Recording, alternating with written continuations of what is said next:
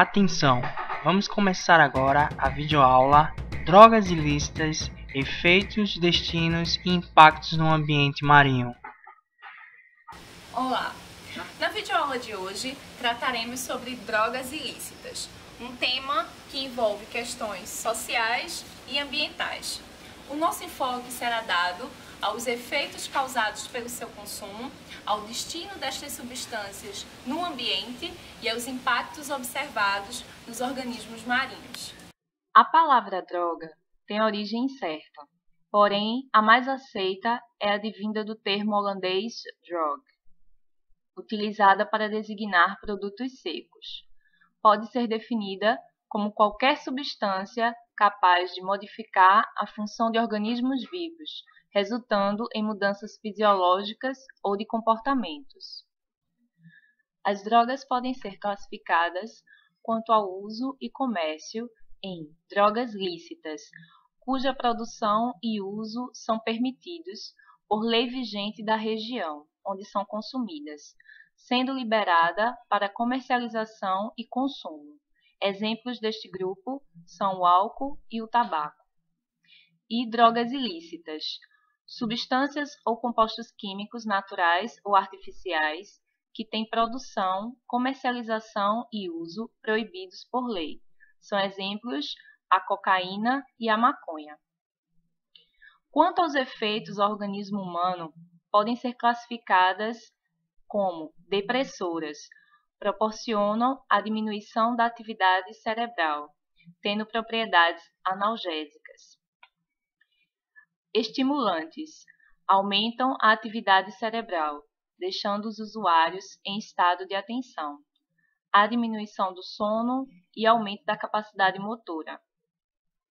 E perturbadoras, geram quadros de delírios e alucinações, com capacidade de alterar a atividade cerebral do usuário. O uso de drogas advém da pré-história, onde várias substâncias psicoativas eram utilizadas para diferentes finalidades. Seu uso também foi registrado nas civilizações antigas. As comunidades as utilizavam em rituais místico-religiosos e na forma de medicamentos para inúmeras enfermidades. Embora existam diversas plantas com princípios psicoativos utilizadas como drogas naturais, ao longo da história e com o avanço da tecnologia, foram surgindo novas classes de drogas produzidas em laboratório, também denominadas de drogas sintéticas. No Brasil, até o século XX, não existia um controle estatal sobre o consumo e comércio de drogas. Em 1921, foi criada a primeira lei brasileira a regular o uso do ópio, da morfina e da cocaína, condicionando a utilização destas substâncias a prescrições médicas. Em 1930, foi proibido o uso e comércio da maconha.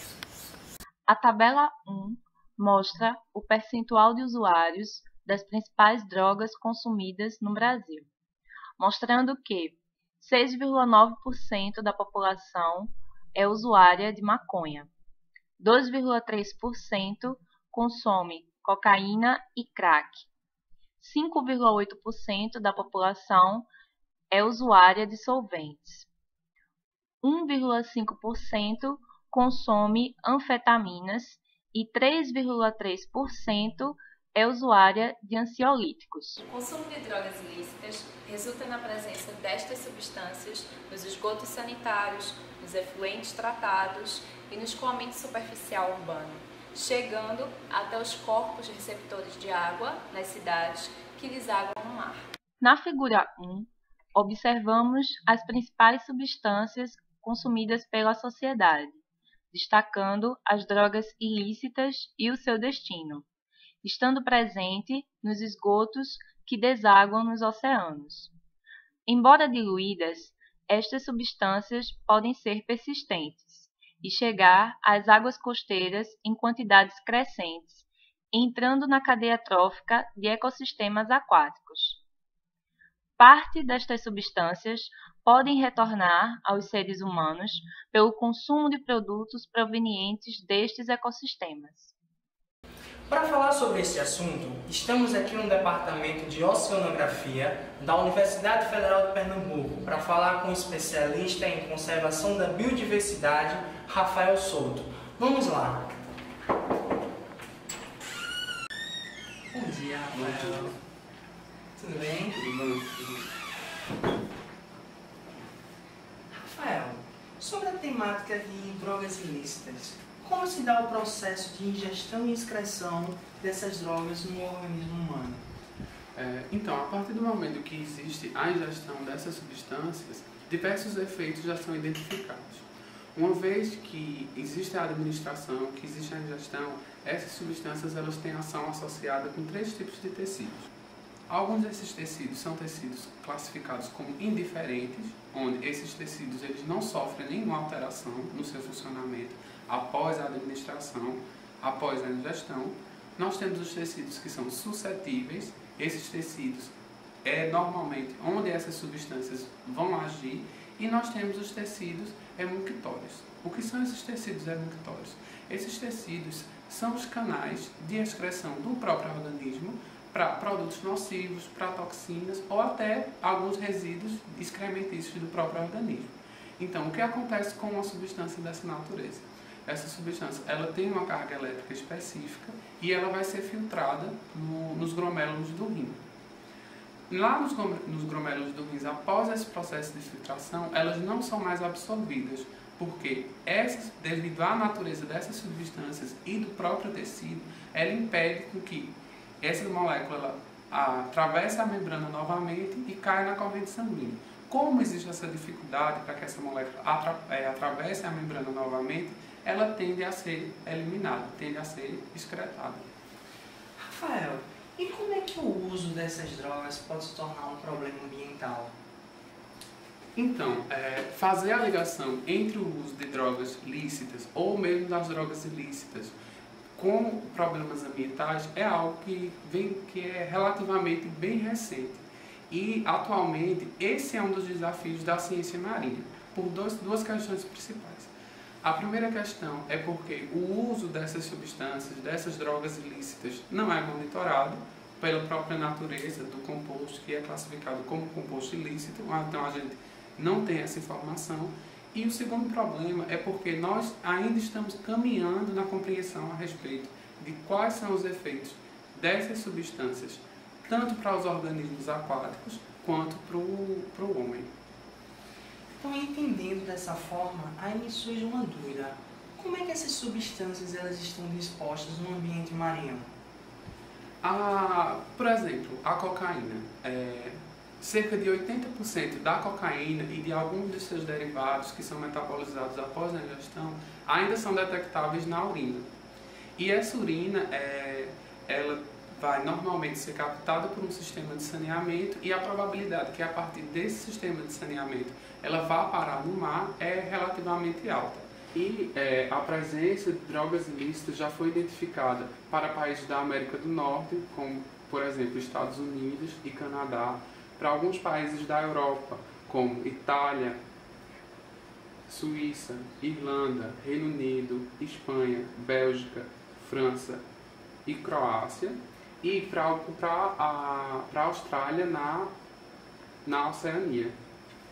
E a ausência de informações dessa natureza, a ausência de estudos dessa natureza para o continente africano, para os países da Ásia e da Oceania e da América Latina, constitui-se um problema, principalmente quando se observa quais são os padrões mundiais de consumo de drogas.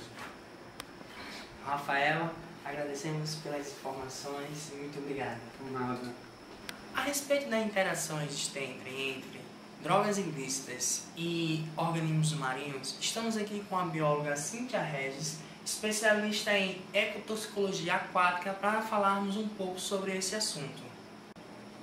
O termo poluentes emergentes é usado para definir o grupo de substâncias com características peculiares, como a habilidade de bioacumular, serem persistentes e cuja toxicidade indica que sejam impactantes.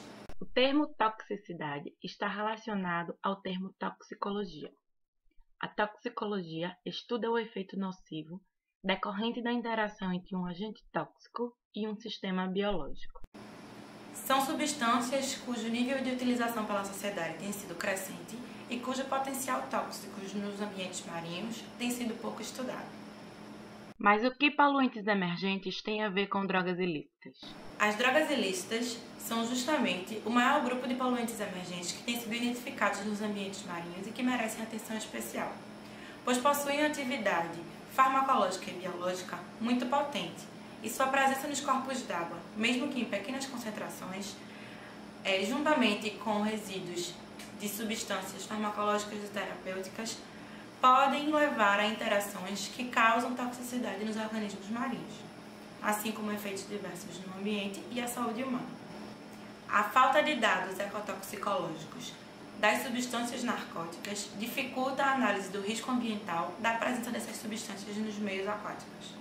Dentre os vários ramos da toxicologia, temos a ecotoxicologia, que é definida como ramo da toxicologia preocupada com o estudo dos efeitos tóxicos causados por poluentes, naturais ou sintéticos, sobre quaisquer constituintes dos ecossistemas, animais, vegetais ou micro-organismos, em um contexto integrado.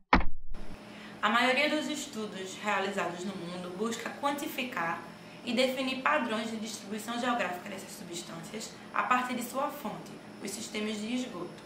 Vários desses países relatam uma sazonalidade no consumo de drogas ilícitas, principalmente da anfetamina, metafetamina e cocaína. Essa sazonalidade indica um aumento do consumo durante férias, feriados e principalmente grandes festivais de música. Em Valência, na Espanha, por exemplo, entre 2008 e 2009, eram detectados 10 gramas de componente de drogas diversas por semana no sistema de esgoto. Durante um grande evento musical, houve um aumento para 49 gramas por semana. Em Oslo, na Noruega, a detecção de êxtase era de 1 a 5 gramas por dia, enquanto durante um grande evento musical, houve um aumento para 80 gramas por dia dessa droga.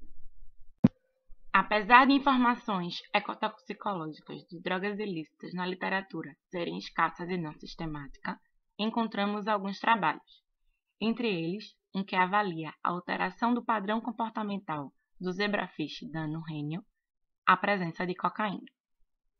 Outro avalia o efeito citogenotóxico da cocaína no molusco mexilhão zebra, Dreissena polymorpha. E outro avalia o efeito imunotóxico da morfina no mexilhão de água doce, Elliptio complanata. Hora da revisão. Na aula de hoje, aprendemos sobre drogas lícitas e ilícitas, efeitos de drogas no sistema nervoso, origem das drogas e utilização pela sociedade, assim como o destino das drogas no ambiente, os impactos das drogas nos ecossistemas marinhos, conceito de toxicologia e os efeitos ecotoxicológicos de drogas em organismos marinhos. Então, pessoal, por hoje é só e até a próxima!